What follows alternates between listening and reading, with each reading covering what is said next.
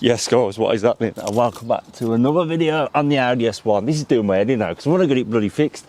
Every video we just hit objects after object after object. So in this video, a few days before on nights I'd already been and done so. I don't know if you can see anything different. Yeah, can you see anything different? There is straight wheels. We have finally got straight wheels, so I took it to my local alignment centre. I think it's called Flaxley Tyres in Stetchford, not too far. Bang on job, lads are sound, and yeah, we are straight as a diamond now. Absolutely beautiful. I'm going to just show you inside quickly and show you something that's actually disappeared. So like I say, if I get faults and we fix it, I'm going to try and show you what we did, how we fixed it, because you guys at home might have the same problem. So let's go. Right, so now when we turn the car on, first thing you'll notice probably straight away is the steering wheel is straight, the wheels are straight, and if you look there, we don't have any fault. So handbrake's on, and obviously we got no seatbelt on at the minute, but yeah, no lights, no traction control light, no TPMS light. Literally the car doesn't have a light on the dash anymore. So we have completed that, well, hopefully, but we don't have any more lights on the dash, which is amazing so far, considering there were so many issues with the car when we first bought it. So let's go on to I'm going to insert clips now of the tracking, show you some little bits that we did, and we got rid of the snap bolts at the back as well, so we can actually fit the rear anti-roll bar now. So we're going to do that today, and hopefully get her in for a new MOT, just to make sure it's definitely 1,000,000% roadworthy and I haven't missed anything. So yeah, let's get the anti-roll bar on. And I've developed a knock from the front. I'm not too sure what it is, but since he dropped the subframe a little bit and moved the subframe, I'm getting a little knock from the front left hand side. It didn't do it before, but for some reason it's just started doing it. So yeah, we got some things to do today, so let's go. So we've took the car over to my local alignment centre, Flaxley's. I've used these before, these are bang on, so hopefully yeah, we can get the S1 pointing in a straight direction. So yeah, fingers crossed eh? I don't even know if you can even see me. Can you see me? Yeah, I've just finished a night shift, so I left my camera at home, so we're going off the iPhone, so the quality is a bit different, or the sound's a bit different. It is what it is, I guess, but I'm going to try and bring you along and actually show you what they're doing with the iPhone, so let's go.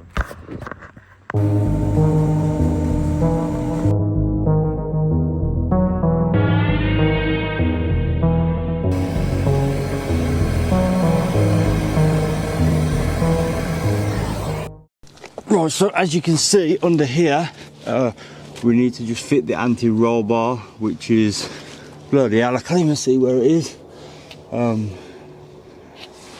It's there. So you've got the one bolt there. Oh man, I probably should have like jacked it up first, so the drive shaft is kind of in the way. I think I'm probably just gonna have to jack up the hub / wheel and just move it out the way a little bit. But yeah, you can see the same there, and then on that side it's they're both out, so hopefully we can get these on with no issues. Right, so you joined me a day later, so we've obviously had the alignment done. I told you about the knock-in, and yeah, I don't obviously want to drag a video out and show you loads of shit that you don't need to see, because I told you we're not about that. I just want to give you an update video, because we're still moving towards that goal of this car being finished, but I'm still having problems, and I wanted to come along with you and basically tell you everything that happens, you know what I mean? So I know some videos have been a bit long-winded. This one isn't going to be a 20-minute talking video. So yeah, we had the knock-in. Still don't know what the knock-in is. I've been under the car, I've checked the subframe, because obviously when he did the alignment, apparently you can't do the camber on these because there's no camber adjustment, so it's literally just tracking, just like alignment. So when he did that, he lowered it and really like got a big pry bar, like I'm talking 6-foot pry bar, and he was like that, and you could see it moving. So that's moved the subframe, but has that moved the tension on the drive shaft, on the suspension, on the top mount? I don't know, but this is what I think anyway. So as we know, the suspension on the left hand side that got crashed. The only thing that hasn't or wasn't changed was the suspension. It's had a new hub. We've used the original disc. We're using the original caliper, because literally like it kind of like snapped everything. The hub kind of broke from the track rod end, so it's had pretty much brand new everything apart from the suspension. I did buy another strut, but obviously we found the previous owner, so we bought everything and just slapped it on like that. So the question is, I can't actually see what the issue is. A few people have said on the VAGs, once you loosen the subframe bolts, you should replace them because they're stretch bolts. So I don't know if the bolt's tight now, but there's play in the subframe. I don't know. I've checked underneath, nothing's moving that I can see. I did some at Saturday, which was very stupid and could have been very expensive. Because I'm on nights, not had much sleep. I want to get this finished. I want to work on this. I'll show you. let me show you. Right, so as you can imagine, when we're going over bumps, we're hearing a knocking, a tapping. So the things that I could think of was obviously the bracket for the radiator, you know, the secondary radiator that we purchased. That kind of, it lines up in the bolt holes, but it is kind of bent, but it doesn't matter because it sits in place. There was a tiny bit of movement on it, so I was like, I'll give it a jiggle, and there was a little tapping. So to correct that, I've kind of like bent it into a better position where it touches nothing now. So the radiator doesn't touch nothing, and it still makes the noise. So that leads me, it's not the radiator. Then I second this. So the induction kit, a Durenza one I believe, has a little box, so it's kind of like a little cooling box for the air, so obviously it doesn't get heat soak. So when I just grabbed it and I was getting a little rattle, and I was like, it doesn't sound like that. It sounds like a drop link or maybe a failed top mount, but I can't see why would the top mount make that noise just because the subframe's been moved. Like, I can't see why. It definitely happened after I had the alignment done. So I checked the airbox, I took the cowling out, nothing, still doing it. This is where I made the mistake. So if you look here, yeah, you can see, you can see, yeah, see the bolt, there is no nut on it. And do you know why?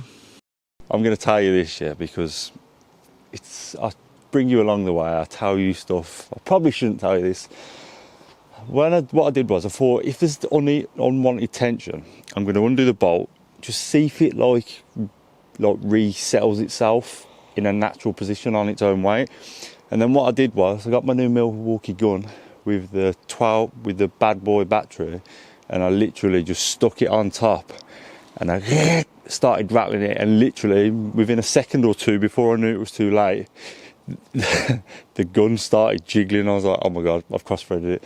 So I've absolutely battered that strut. So the top bit which bolt was onto, obviously that was one that's in the crash. So I've mullered that. I've had a look at my dice set, and it doesn't look like it'll fit that. I've got like M8 or M10 is the biggest. I'm not too sure what that one is. So yeah, kind of could be a good thing at the same time, because obviously I've got my brand new second-hand one in the boot, so that's the only thing I didn't actually fit because I thought it was sound. But it could have took a back. Obviously in the crash it like snapped off, so I think the top mount kind of like snapped off it.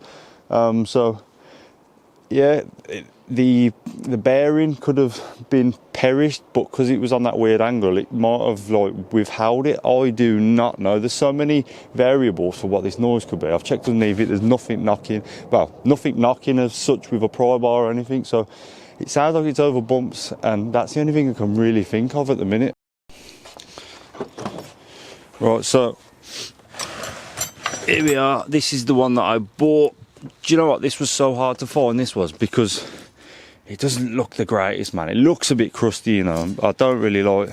I might clean it up. If anyone knows what I could clean this up with, it just looks a bit, man, as long as it does the job, it's all good. But it just, the surface, it's got a bit of surface rust and it don't look that nice. But this got an electrical connector. I don't know if you can see in there, but this is the one that I need with the electrical connector. Obviously this is like the top mount bit, so the bearing is in there that spins. I don't know whether to just buy a new top mount. If anyone knows where I can get, it just looks, I think it just slots in like that or something, I believe. Sorry, it's like that. So I think it goes like that. So, well, I'll find out anyway after the other suspension. But yeah, so there's the top mount bit. But I don't need this because I've got the H&R. I think the H&R Powerflex do like a lowering one. So yeah, I don't even know how this went in, to be honest with you. Yeah.